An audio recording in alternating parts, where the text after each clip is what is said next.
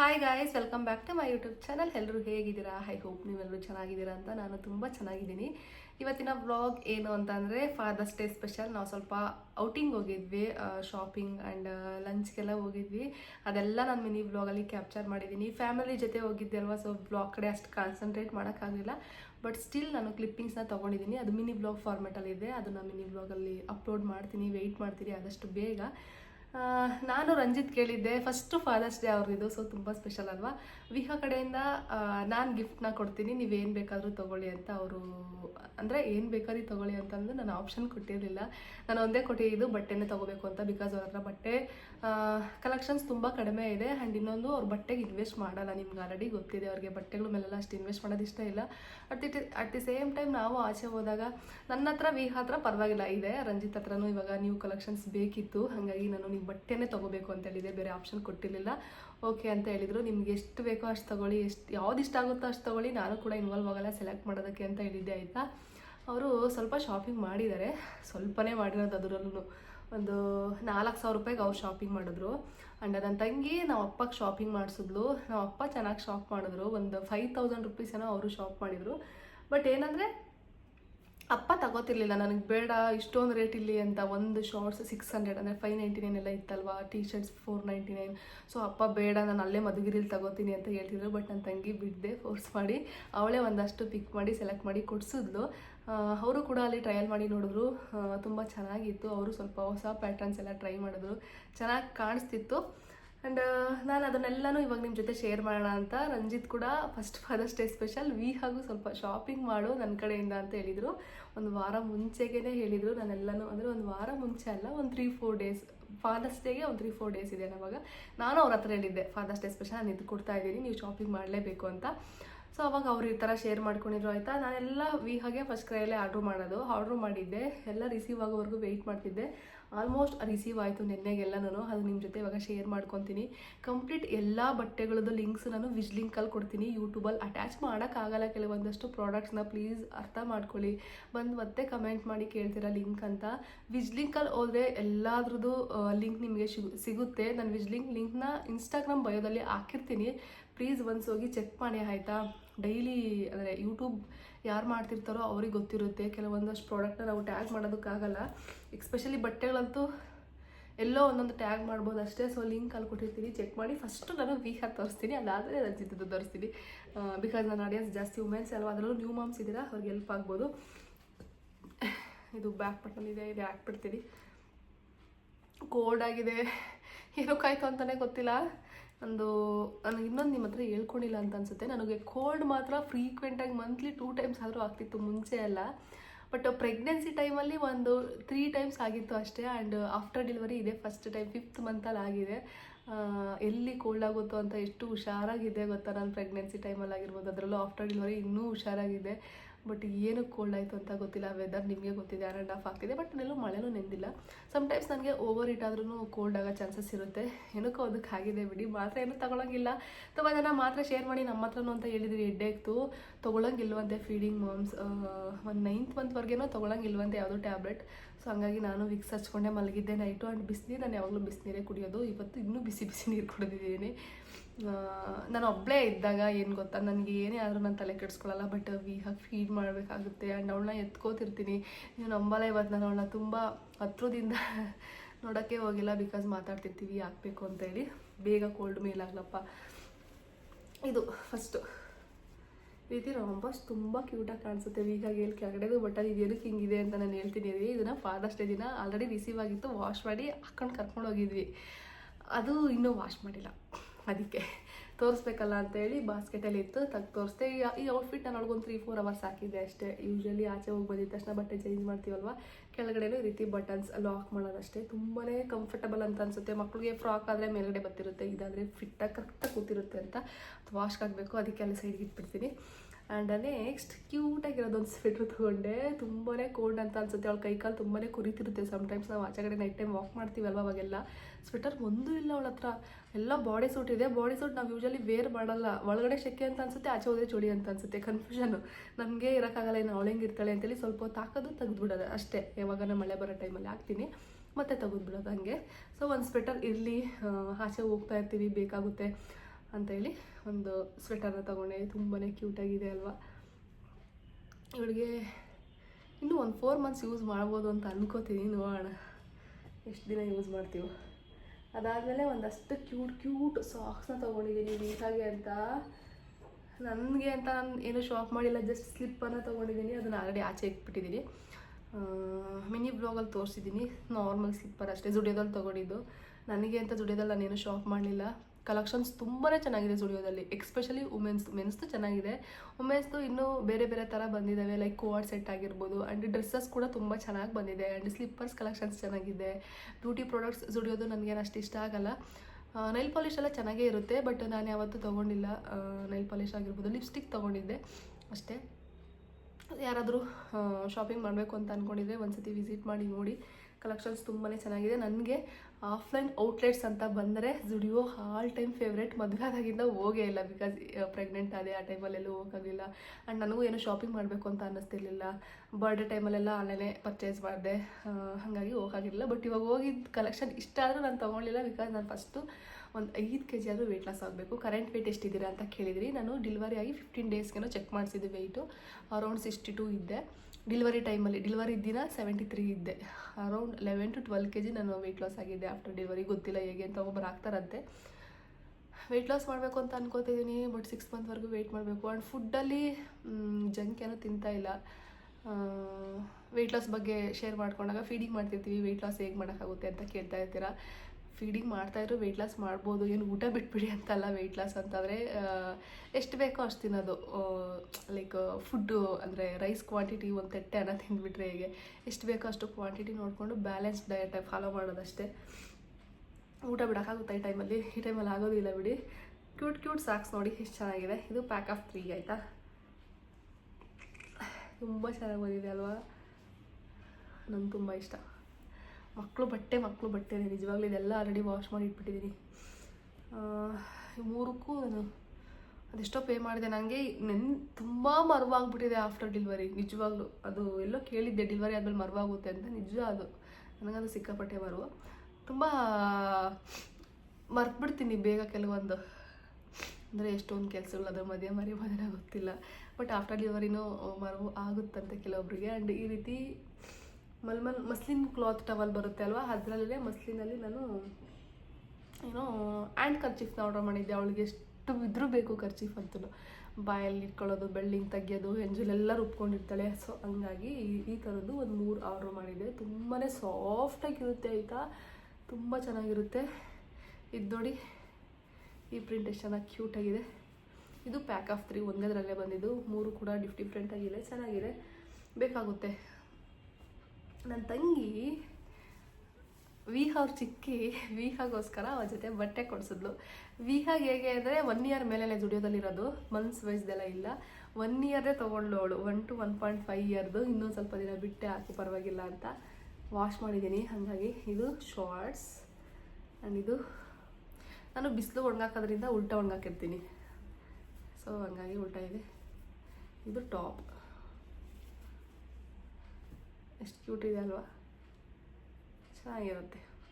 ಒಳ್ಳೆ ಪ್ಯಾರೋಟ್ ಥರ ಕಾಣಿಸುತ್ತೆ, ಚೆನ್ನಾಗಿದೆ. ಇದು ಕೂಡ ಕ್ಲಾತ್ ತುಂಬ ಚೆನ್ನಾಗಿದೆ. ನಾನು ಕ್ಲಾತಲ್ಲಿ ತುಂಬ ಪರ್ಟಿಕ್ಯುಲರ್ ವಿಹಾರ್ಮಾಗಿ ಏನೇ ಪರ್ಚೇಸ್ ಮಾಡಿದ್ರು. ಆ್ಯಂಡ್ ಇನ್ನೊಂದು ನೆನ್ನೆನೇ ಎಲ್ಲ ಫೋಲ್ಡ್ ಮಾಡಿದ್ದು, ಟೈಮ್ ಇರಲಿಲ್ಲ. ವಿಹಾ ಬೇರೆ ಇದು ಮಾಡ್ತಿರ್ತಾಳೆ ಅಂತ ಹಂಗೆ ಉಲ್ಟಾನೇ ಮಾಡಿಸಿಟ್ಬಿಟ್ಟಿದ್ದೀನಿ. ಈ ಥರ ಡ್ರೆಸ್ ತೊಗೊಂಡೆ. ಈ ಥರ ಕೂಡ ಅವಳ ಹತ್ರ ಒಂದಿಲ್ಲ. ಇದು ಎಲ್ಲ ಬಟನ್ ಕೆಳಗಡೆ ಇದೆ, ಎಲ್ಲನೂ ಲಾಕ್ ಮಾಡಬೇಕು. ನಾನು ವಾಶ್ ಮಾಡಬೇಕಾದ್ರೆ ಅದು ಓಪನ್ ಮಾಡಿದ್ದೆ, ಲಾಕ್ ಮಾಡೋದು ಅಷ್ಟೇ. ಈ ಶಾರ್ಟ್ಸ್ ಥರ ಫಿಟ್ಟಾಗಿ ಕುತ್ಕೊಳ್ಳುತ್ತೆ. ಇಲ್ಲೆಲ್ಲ ಸ್ಟಿಕ್ ಇದೆ, ನೋಡ್ತಿರ್ಬೋದು. ಗೊತ್ತಿಲ್ಲ ಇವೆಲ್ಲ ಅವಳಿಗೆ ಹೇಗೆ ಕಾಣ್ತವೆ ಅಂತ. ವಾಶ್ ಮಾಡಿದ್ದಾದ್ಮೇಲೆ ಯೂಸ್ ಮಾಡಬೇಕಲ್ವ, ಸೊ ಹಂಗೆ ಬಿಟ್ಬಿಟ್ಟಿದ್ದೀನಿ.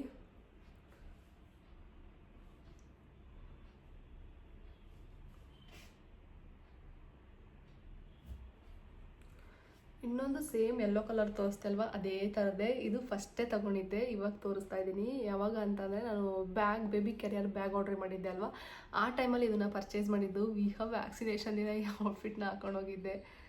ಇದು ನೋಡಿದಾಗೆಲ್ಲ ಅದೇ ನೆನಪಾಗುತ್ತೆ. ಸೇಮ್ ಯೆಲ್ಲೋ ಕಲರ್ ಥರದೇ, ಬಟ್ ಇಲ್ಲಿ ಕ್ಯೂಟ್ ಬೋ ಇದೆ, ಅಲ್ಲಿ ಬೋ ಕೊಟ್ಟಿಲ್ಲ ಅಷ್ಟೇ. ಆವಾಗ ಇದು ನನಗೆ ತುಂಬ ಇದು ಫಿಟ್ಟಾಗಿ ಕುತ್ಕೊಬಿಡುತ್ತಲ್ವ, ಕಂಫರ್ಟಬಲ್ ಅಂತ ಅನ್ಸುತ್ತೆ ಅಂತೇಳಿ ಇನ್ನೊಂದು ಯೆಲ್ಲೋ ಕಲರ್ ಆರ್ಡ್ರ್ ಮಾಡಿದ್ದು. ಇದನ್ನು ವಾಶ್ ಮಾಡಿಟ್ಟಿದ್ದೀನಿ. ಆ್ಯಂಡ್ ಇನ್ನೊಂದು ಕ್ಲೌಡ್ಸ್ ಥೀಮಲ್ಲಿ ನೋಡಿ, ಎಷ್ಟು ಕ್ಯೂಟಾಗಿದೆ ಇದು. ನಾನೆಲ್ಲನೂ ಕ್ಯೂಟ್ ಅಂತಲೇ ಅಂತೀನಿ ಬಿಡಿ, ಬಿಕಾಸ್ ನನಗೆಲ್ಲನೂ ಇಷ್ಟ. ಚೆನ್ನಾಗಿದೆ ಇದು ಕೂಡ. ಸೇಮ್ ಎಲ್ಲನೂ ರಾಂಪರ್ಸ್ ಥರನೇ ಬರುತ್ತೆ. ಫ್ರಾಕಿಗಿಂತ ಇದೆ ಕಂಫರ್ಟಬಲ್. ಫ್ರಾಕ್ ಏನಿದ್ರು ಓಡಾಡ್ತಿರ್ಬೇಕು, ಆ ಟೈಮಲ್ಲಿ ಚೆನ್ನಾಗಿರುತ್ತೆ. ಈ ಟೈಮಲ್ಲೂ ಚೆನ್ನಾಗಿರುತ್ತೆ, ಬಟ್ ಈ ಥರದ್ದು ಇನ್ನೂ ಚೆನ್ನಾಗಿ ಕಂಫರ್ಟಬಲ್ ಅಂತ ಅನಿಸುತ್ತೆ. ಎಕ್ಸ್ಪೆಷಲಿ ಆಚೆ ಕರ್ಕೊಂಡು ಹೋದಾಗ. ಮನೇಲಿದ್ದಾಗ ಏನು ಯಾವ್ದು ಹಾಕೋದು ನಡೆಯುತ್ತೆ. ವಿಹಾ ಮಲಗಿದ್ದಾಳೆ. ವಿಹಾಮಗೆ ಇನ್ನೂ ಸ್ನಾನ ಮಾಡಿಸಿಲ್ಲ. 11:25 ಆಗಿದೆ ಟೈಮ್. ಈ ಥರದ ಡ್ರೆಸ್ ನಾನು ಲಾಸ್ಟ್ ಟೈಮ್ ತರಿಸಿದ್ದೆ ಅಲ್ವಾ, ತುಂಬ ಚೆನ್ನಾಗಿ ಕಾಣಿಸ್ತಿಲ್ಲ ಆ ಥರದ್ರಲ್ಲವಳು. ಸೊ ಹಾಗಾಗಿ ಮತ್ತೆ ತರಿಸಿದ್ದೀನಿ. ಬಟ್ ಈ ಸರಿ 6 to 9 ಮಂತ್ಸ್ ತರಿಸಿದ್ದೀನಿ. ಇದೇ ಫಸ್ಟ್ ಟೈಮ್ ಹುಡುಗಿ ಇಷ್ಟು ದೊಡ್ಡ ಸೈಜ್ ತೊಗೊಂಡಿರೋದು. ಜ್ಯೋತಿ ನನ್ನ ತಂಗಿ ಕೊಡ್ಸಿರೋದು ಬಿಟ್ಟರೆ ನಾನು ಪರ್ಚೇಸ್ ಮಾಡಿರೋದ್ರಲ್ಲಿ ಇದೇ ದೊಡ್ಡದು. ಕ್ಯೂಟ್ ಬಟರ್ಫ್ಲೈ ಇದೆ ಫುಲ್ಲು. ಮೆಟೀರಿಯಲ್ ಅಂತೂ ಅಪ್ಪ ಹೇಳಲೇಬಾರ್ದು. ಬೇಬಿ ಆಗೋರ್ದು ತುಂಬ ಚೆನ್ನಾಗಿರುತ್ತೆ. ನಾನು ಯಾವಾಗಲೂ ಹೇಳ್ತೀನಿ, ನನಗೆ ಫೇವ್ರೆಟ್ ಬ್ರ್ಯಾಂಡ್ ಅದು ಮಕ್ಕಳಿಗೆ ಏನೇ ಪರ್ಚೇಸ್ ಮಾಡಬೇಕು ಅಂತಂದರೆ. ಅದೆರಡು ಪ್ಯಾಕ್ ಆಫ್ 2 ಬರುತ್ತೆ. ಏನು ಗೊತ್ತಾ, 3 to 6 ಮಂತ್ಗೂ 6 to 9 ಮಂತ್ಸ್ಗೂ ಲೆಂತ್ ಸೇಮೇ ಇದೆ. ನಾನು ಲೆಂತ್ ಬರುತ್ತೆ ಅಂತೇಳಿ ತೊಗೊಂಡಿದ್ದು, ಬಟ್ ಸೈಜ್ 60 ಜಾಸ್ತಿ ಇದೆ ಅಷ್ಟೇ. ಲೆಂತ್ ವೈಸ್ ಎಲ್ಲೋ ಒಂದು 1/2 ಇಂಚ್ ಲೆಂತ್ ಇರ್ಬೋದು, ಬಿಟ್ಟರೆ ಇನ್ನೆಲ್ಲ ಸೇಮ್ ಅಂತ ಅನಿಸ್ತು. ಇಲ್ಲಿ ನನಗೆ ಯೂಶ್ವಲಿ ಓವರ್ ಸೈಜ್ ಬಟ್ಟೆ ಹಾಕೊಳ್ಳೋದಕ್ಕೆ ತುಂಬ ಇಷ್ಟ ಆಗುತ್ತೆ. ನನ್ನ ಮಗಳಿಗೂ ನಾನು ಆಲ್ಮೋಸ್ಟ್ ಓವರ್ ಸೈಜ್ದೇ ಹಾಕ್ತಾಯಿರ್ತೀನಿ. ನನ್ನ ಹಸ್ಬೆಂಡು ತೋರಿಸ್ಲಾ ಬೇಡವಾ, ಬಿಕಾಸ್ ಎಲ್ಲರೂ ಆಡಿಯನ್ಸ್ ವುಮೆನ್ಸ್ ಇರೋದ್ರಿಂದ ಥಿಂಕ್ ಮಾಡ್ತಾಯಿದ್ದೀನಿ ತೋರಿಸ್ಲಾ ಬೇಡವಾ ಅಂತ. ತೋರಿಸ್ಬಿಡ್ಲಾ ಹೋಗಲಿ ಬೇಗ. ಸಾಕ್ಸ್ ತೊಗೊಂಡಿದ್ದಾರೆ ಅವರು. ಪ್ಯಾಕ್ ಆಫ್ 2 ಪ್ಯಾಕ್ ಆಫ್ 3 ನಾನೇನೋ ಅಷ್ಟು ನೀಟಾಗಿ ನೋಡೋಕೆ ಹೋಗಿಲ್ಲ.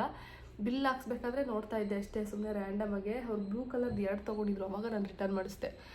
ಪ್ಯಾಟ್ರನ್ ಥೀಮ್ ಬೇರೆ ಬಟ್ ಕಲರ್ ಸೇಮ್ ಅನ್ನಿಸ್ತಿತ್ತು. ಸೊ ರಿಟರ್ನ್ ಮಾಡಿ ಅಂತಂದ್ಬಿಟ್ಟು, ಬೇಕಾದ್ರೆ ಬೇರೆ ಕಲರ್ ನೋಡಿ ಅಂದರೆ ಅವ್ರು ಬೇರೆ ಕಲರ್ ತೊಗೊಂಡಿಲ್ಲ. ಆ್ಯಂಡ್ ಈ ಥರದ್ದು ಪ್ಯಾಂಟ್ ಅಂತ ತೊಗೊಂಡಿದ್ದಾರೆ. ಸೇಮ್ ಇದೇ ಥರದ್ದು ಅಪ್ಪ ಕೂಡ ತೊಗೊಂಡ್ರು. ತುಂಬ ಚೆನ್ನಾಗಿರುತ್ತೆ ಈ ಥರ ಪ್ಯಾಂಟೆಲ್ಲ. ರಂಜಿತ್ ಇಷ್ಟ, ಅವ್ರಿಗೂ ಫಿಟ್ಟಾಗಿರೋ ಜೀನ್ಸ್ ಅಂತ ಅವ್ರು ಹಾಕೋದು ಬಿಟ್ಟು ಎಷ್ಟೊಂದು ದಿನ ಆಗಿದೆ. ಈ ಥರದೊಂದು ಪ್ಯಾಂಟ್ ತೊಗೊಂಡಿದ್ದಾರೆ. ಇವ್ರದ್ದೇನು ತುಂಬ ಡೀಪಾಗಿ ತೋರ್ಸೋಕೆ ಹೋಗಲ್ಲ. ಇನ್ನೊಂದು ಏನಂದರೆ, ಅವ್ರದ್ದು ಟಿ ಶರ್ಟ್ ನಾನು ಕೂಡ ಹಾಕ್ಬೋದು. ಶಾರ್ಟ್ಸ್ ಅಂತ ತೊಗೊಂಡಿದ್ದಾರೆ. ಶಾರ್ಟ್ಸ್ ಇವ್ರು ಇನ್ನೂ ತೊಗೊಂಡಿರ್ತಾರೆ ಅಂತ ಅನಿಸುತ್ತೆ. ನಾನೊಂದು ಲಾಸ್ಟಲ್ಲಿ ಅಪ್ಪ ತೊಗೊಂಡಿದ್ರು. ಅಪ್ಪ ಟ್ರೈ ಮಾಡ್ಬೇಕಾದ್ರೆ ನೋಡಿದ್ವಿ ಅಲ್ವಾ, ಚೆನ್ನಾಗಿತ್ತು. ಸೊ ರಂಜಿತ್ಗೂ ಒಂದು ಅದರಲ್ಲಿ ಎತ್ಕೊಂಡೆ. ತುಂಬ ಚೆನ್ನಾಗಿದೆ ಅದು ಮೆಟೀರಿಯಲ್. ಹಂಗಾಗಿ ಇದೊಂದು ಶಾರ್ಟ್ಸ್ ತೊಗೊಂಡಿದ್ದಾರೆ. ಶಾರ್ಟ್ಸ್ ಟಿ ಶರ್ಟ್ ಎಷ್ಟಿದ್ರೂ ಬೇಕು ಹುಡುಗರಿಗೂ ಅಲ್ವಾ. ಇದೊಂದು ಟಿ ಶರ್ಟ್ ತೊಗೊಂಡಿದ್ದಾರೆ. ಅವ್ರಿಗೆ ಈ ಸತಿ ಎಲ್ಲ ಓವರ್ ಸೈಜ್ ಇರಬೇಕು ಅಂತ ಸ್ವಲ್ಪ ಈ ಥರ ಪ್ಯಾಟರ್ನಲ್ಲಿ ತೊಗೊಂಡಿದ್ದಾರೆ. ಇವೆಲ್ಲ ನಾನು ಹಾಕೋಬೋದು. ನನಗೆ ಇಷ್ಟ ಅವ್ರ ಟಿ ಶರ್ಟ್ಸ್ ಹಾಕೋಕ್ಕೆ. ಪ್ರೆಗ್ನೆನ್ಸಿ ಟೈಮಲ್ಲೆಲ್ಲ ಬರೀ ಅವ್ರ ಟಿ ಶರ್ಟ್ ಹಾಕಿದ್ದೀನಿ 7th ಮಂತಿಂದ, ಬಿಕಾಸ್ ಲೂಸಾಗಿರುತ್ತೆ ಅಂತೇಳಿ. ಇದೇ ಶಾರ್ಟ್ಸೇ ನಾನು ಹೇಳಿದ್ದು. ತುಂಬ ಇಷ್ಟ ಆಯ್ತು ನನಗೆ. ಇದು ವಿಡಿಯೋದಲ್ಲಿ ನಿಮ್ಗೆ ಗೊತ್ತಾಗ್ತಿಲ್ವೇನೋ, ಮೆಟೀರಿಯಲ್ ತುಂಬ ಚೆನ್ನಾಗಿದೆ. ಥರ ಎಕ್ಸ್ಪ್ಯಾಂಡ್ ಆಗುತ್ತೆ. ಇದೊಂದು ಶಾರ್ಟ್ಸ್ ತೊಗೊಂಡ್ರು. 2 ಕಡೆನೂ ಪಾಕೆಟ್ ಇದೆ. ನಾರ್ಮಲ್ ಏನು ಗೊತ್ತಾ, ಹುಡುಗಿರ್ದಾದ್ರೆ ಡೀಪಾಗಿ ಎಕ್ಸ್ಪ್ಲೇನ್ ಮಾಡ್ಬೋದು. ಹುಡುಗರದ್ದೇನು ನಿಮಗೂ ಇದರಲ್ಲೇ ಅವ್ರು ತೊಗೊಂಡಿದ್ದು 2 ಚೆನ್ನಾಗಿದೆ. ಇದು ಡೈಲಿ ವೇರ್ಗೆ.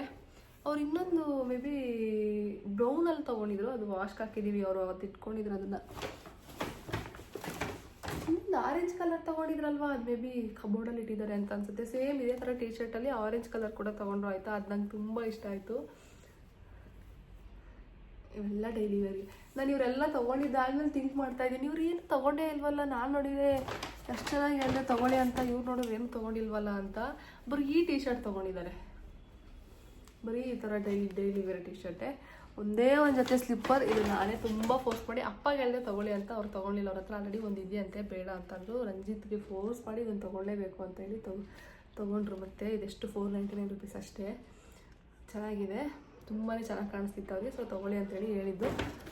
ಅವ್ರದ್ದು ಆರೆಂಜ್ ಕಲರ್ ಟಿ ಶರ್ಟ್ ಅದು ನಂಗೆ ತುಂಬ ಇಷ್ಟ ಆಯಿತು. ನಾನು ಅದನ್ನು ನೋಡಿ ಅಂದ್ಕೊಂಡೆ, ನಾನು ಬ್ಲಾಗ್ಸ್ ಮಾಡಬೇಕಾದ್ರೆಲ್ಲ ಹಾಕೋಬೋದು, ಮನೇಲಿ ಇರ್ಬೇಕಾದ್ರೆಲ್ಲ ಹಾಕೋಬೋದು, ಆಚೆ ಹೋಗ್ಬೇಕಾದ್ರೂ ಹಾಕೋಬೋದಲ್ವಾ. ನನಗೂ ಫ್ರೀಯಾಗಿರೋದು, ಸ್ವಲ್ಪ ಸಾಫ್ಟಾಗಿರೋದು ತುಂಬ ಇಷ್ಟ ಆಗುತ್ತೆ. ಆರೆಂಜ್ ಕಲರ್ ಮೇ ಬಿ ಅವ್ರು ಒಳಗಡೆ ಇಟ್ಟಿದ್ದಾರೆ ಅಂತ ಅನಿಸುತ್ತೆ.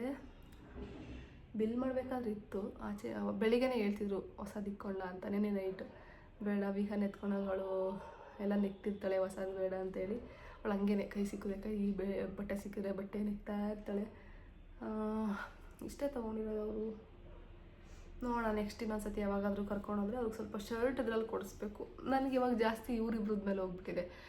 ವಿಹಾಗೆ ಯಾವ ಥರ ಬಟ್ಟೆ ಹಾಕಬೇಕು, ನನ್ನ ಹಸ್ಬೆಂಡು ಕಲೆಕ್ಷನ್ಸ್ ಇಲ್ವಲ್ಲ, ಅವ್ರಿಗೆ ಕೊಡಿಸ್ಬೇಕು. ಈ ಥರ ಥಿಂಕ್ ಮಾಡ್ತಾಯಿದ್ದೀನಿ. ಯಾಕೋ ಗೊತ್ತಿಲ್ಲ, ನನಗಂತೂ ಫುಲ್ ಝೀರೋ. ನನಗೆ ಅಂತ ಏನೂ ತೊಗೋತಿಲ್ಲ. ನೋಡೋಣ, ಬರ್ಡೇ ಟೈಮಲ್ಲಿ ತೊಗೋತೀನಿ.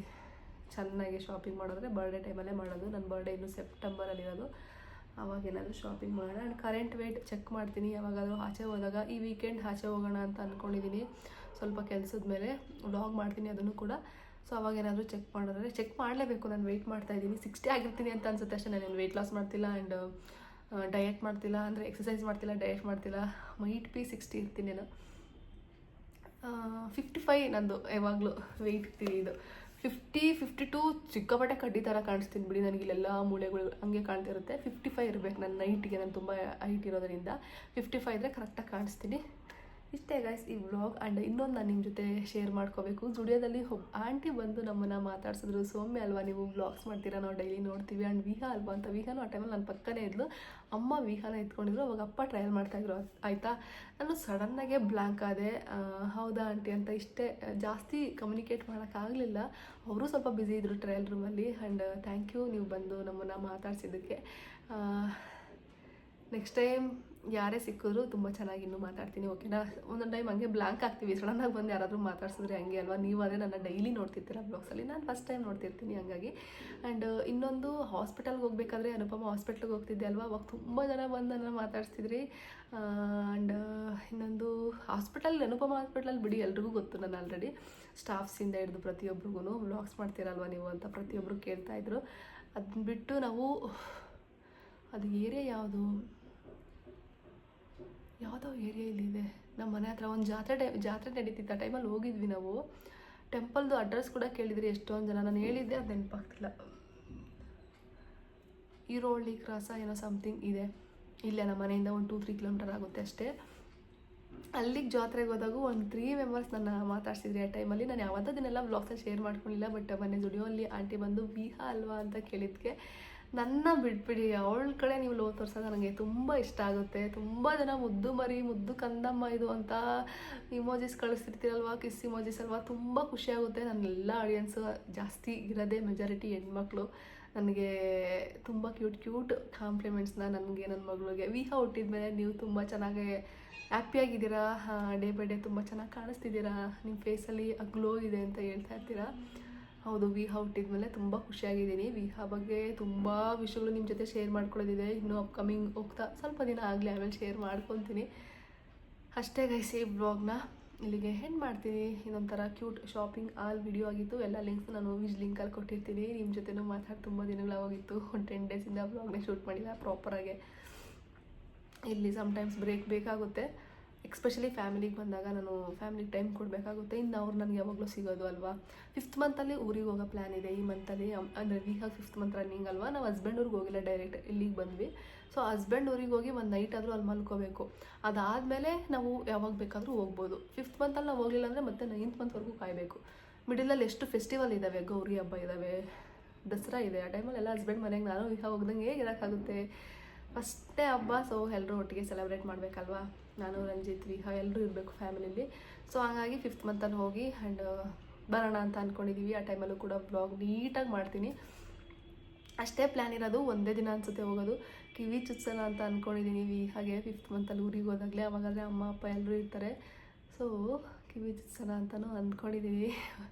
ಎಲ್ಲದಕ್ಕೂ ಎಕ್ಸೈಟ್ ಆಗಿದ್ದೀರಾ ನೀವು ಕೂಡ, ನನಗೆ ಗೊತ್ತು. ಕಿವಿ ಚುತ್ಸೋ ಬ್ಲಾಗು ವೆಯ್ಟ್ ಮಾಡ್ತಿದ್ದೀರಾ, ನಾವು ಕನ್ನಡ ಬ್ಲಾಗ್ ವೆಯ್ಟ್ ಮಾಡ್ತಿದ್ದೀರಾ ಅಂತ. ತುಂಬಾ ಜೆನ್ಯೂನ್ ಸಬ್ಸ್ಕ್ರೈಬರ್ ನನಗಿರಲಿ. ಒಬ್ಬರೇ ಒಂದು 10 ಜನ ನೋಡಲಿ ವಿಡಿಯೋ, ನನಗೆ ತುಂಬ ಜೆನ್ಯೂನ್ ಸಬ್ಸ್ಕ್ರೈಬರ್ ಬೇಕು. ಆ್ಯಂಡ್ ನನ್ನ ಅರ್ಥ ಮಾಡ್ಕೊಂಡಿರೋದು ಇರಬೇಕು. ಸುಮ್ಮನೆ ಬಂದು ಪಟ್ ಅಂತ ಏನೋ ಕಮೆಂಟ್ ಮಾಡೋದು ನನಗೆ ಬೇಡ ಆಯಿತಾ. ತುಂಬ ಜೆನ್ಯೂನಾಗಿರೋ ನಂಗೆ ತುಂಬ ಇಷ್ಟ ಆಗುತ್ತೆ. ಆ್ಯಂಡ್ ನಾನು ಕೂಡ ಹಾಗೆ ಇರೋದು. ತುಂಬಾ ನ್ಯಾಚುರಲ್ ಆಗಿ ಬ್ಲಾಗ್ಸ್ನ ನಾನು ಹೇಗಿದ್ದೀನೋ ಹಾಗೆ ಪ್ರೆಸೆಂಟ್ ಮಾಡ್ಕೊಂಡು ಬಂದಿದ್ದೀನಿ. ಆ್ಯಂಡು ಅಷ್ಟೇ ಗೈಸ್, ಇನ್ನೇನಿಲ್ಲ ಮಾತಾಡೋದು. ನಾನು ಸ್ಲಿಪ್ಪರ್ ತೋರಿಸಿದ್ದೀನಿ ಮಿನಿ ಬ್ಲಾಗಲ್ಲಿ, ತುಂಬ ಚೆನ್ನಾಗಿದೆ. ಅದು 299 ನಾನು ಕೊಟ್ಟು ತೊಗೊಂಡಿದ್ದು ಅಷ್ಟೇ. ಅದಾದಮೇಲೆ ನಾವು ಲಂಚ್ಗೆ ಹೋದ್ವಿ. ನಾನು ಹೇಳ್ಬಿಟ್ಟಿದ್ದೆ ಅಪ್ಪ ಅಮ್ಮಗೆ ಲಂಚ್ಗೆ ಕರ್ಕೊಂಡೋಗಿ ತುಂಬ ದಿನ ಹೋಗಿದೆ. ಸೊ ಒಳ್ಳೆ ರೆಸ್ಟೋರೆಂಟ್ ಪಿಕ್ ಮಾಡಿ, ಸ್ವಾತಿ ರೆಸ್ಟೋರೆಂಟ್ ಅಂತ ನಾಗರಬಾವಿಲಿದೆ, ತುಂಬ ಚೆನ್ನಾಗಿದೆ. ಅದು ನನ್ನ ಹಸ್ಬೆಂಡ್ ರೆಫರ್ ಮಾಡಿದ್ದು. ಅಲ್ಲಿಗೆ ಹೋಗಿದ್ವಿ. ಅದು ಕೂಡ ಆಂಬಿಯನ್ಸ್ ಚೆನ್ನಾಗಿತ್ತು, ಫುಡ್ ಚೆನ್ನಾಗಿತ್ತು. ಅಪ್ಪ ಅಮ್ಮನೂ ಚೆನ್ನಾಗಿ ಎಂಜಾಯ್ ಮಾಡೋದು ಅಂತ ಅನಿಸುತ್ತೆ. ಸುಮಾರು ವರ್ಷಗಳು ಹೋಗಿತ್ತು ನಾನು, ಅಪ್ಪ ಅಮ್ಮ, ತಂಗಿ ಎಲ್ಲರೂ ಈ ರೀತಿ ಊಟಕ್ಕೆ ಹೋಗಿ. ಏನಾದರೂ ಒಂದು ರೀಸನ್ ಬೇಕಿತ್ತು, ಲೈಕ್ ನಾವು ಶಾಪಿಂಗ್ ಹೋಗ್ತಿದ್ವಲ್ವ ಮದುವೆ ಟೈಮಲ್ಲೆಲ್ಲ, ಆ ಟೈಮಲ್ಲಿ ಲಂಚ್ ಡಿನ್ನರ್ಗೆ ಹೋಗ್ತಿದ್ವಿ. ಬಿಟ್ಟರೆ ಅಲ್ಲೇ ಎಲ್ಲ ಊಟ ಒಂದು ಕಡೆ ಆಗ್ತೀವಲ್ವ, ಆ ಥರ ಬಿಟ್ಟರೆ ಊಟಕ್ಕೆ ಅಂತಲೇ ಪ್ಲ್ಯಾನ್ ಮಾಡ್ಕೊಂಡು ಹೋಗಿದ್ದು ತುಂಬ ಕಡಿಮೆ. ಸೊ ಹಾಗಾಗಿ ಹೋಗಿದ್ವಿ, ಎಲ್ಲ ಕಡೆ ಓಡಾಡಿಕೊಂಡು ಮಜಾ ಮಾಡಿಕೊಂಡು ಬಂದ್ವಿ. ಊಟ ಕೂಡ ತುಂಬ ಚೆನ್ನಾಗಿತ್ತು. ಅಷ್ಟೇ ಗೈಸ್, ಈ ವ್ಲಾಗ್ನ ಇಲ್ಲಿಗೆ ಎಂಡ್ ಮಾಡ್ತೀನಿ. ಇನ್ನು ಅವ್ರೊಂದು 2-3 ಮಂತ್ಸ್ ಬರೋಲ್ಲ, ಫುಲ್ ಬ್ಯುಸಿ ಆಗಿಬಿಡ್ತಾರೆ. ಆವಾಗ ಬೇಕಾದ್ರೆ ಮತ್ತೆ ಎಲ್ಲಾದರೂ ಕರ್ಕೊಂಡು ಹೋದರೆ ಆಯಿತು. ಅತ್ತೆ ಯಾವಾಗ ಬರ್ತಾರೆ ಅಂತ ಗೊತ್ತಿಲ್ಲ. ಅತ್ತೆಗೂ ಹೇಳಿದ್ದೀನಿ ಬೇಗ ಬನ್ನಿ, ಯಾವಾಗಾದರೂ ಫ್ರೀ ಮಾಡ್ಕೊಂಡು ಬನ್ನಿ ಅಂತ. ಅವರು ಒಬ್ಬರೇ ಇರೋದಲ್ವ ಊರಲ್ಲಿ, ಸುಮಾರಷ್ಟು ಕೆಲಸ, ಮನೆ ಒಂದೇ ಬಾಗ್ಲು ಹಾಕೊಂಡು ತುಂಬ ದಿನಗಳು ಬರೋಕ್ಕಾಗಲ್ಲ. ಸೊ ಅವ್ರಿಗೂ ಕೆಲಸಗಳಿರ್ತವೆ, ಫ್ರೀ ಮಾಡ್ಕೊಂಡು ಬನ್ನಿ ಅಂತ ಎಲ್ರಿಗೂ ಹೇಳಿದ್ದೀನಿ. ಯಾವಾಗ ಬರ್ತಾರೆ ನೋಡೋಣ, ವ್ಲಾಗಲ್ಲಿ ಹೇಳ್ತಿರ್ತೀನಿ, ಅಪ್ಡೇಟ್ ಮಾಡ್ತಿರ್ತೀನಿ. ಅಷ್ಟೇ ಗೈಸ್, ಈ ವ್ಲಾಗ್ನ ಇಲ್ಲಿಗೆ ಎಂಡ್ ಮಾಡ್ತೀನಿ. ಐ ಹೋಪ್ ಈ ವ್ಲಾಗ್ನ ನೀವು ಎಂಜಾಯ್ ಮಾಡಿದ್ದೀರಾ ಅಂತ. ಸಿಗೋಣ ನೆಕ್ಸ್ಟ್ ವ್ಲಾಗಲ್ಲಿ. Bye, take care, have a nice day.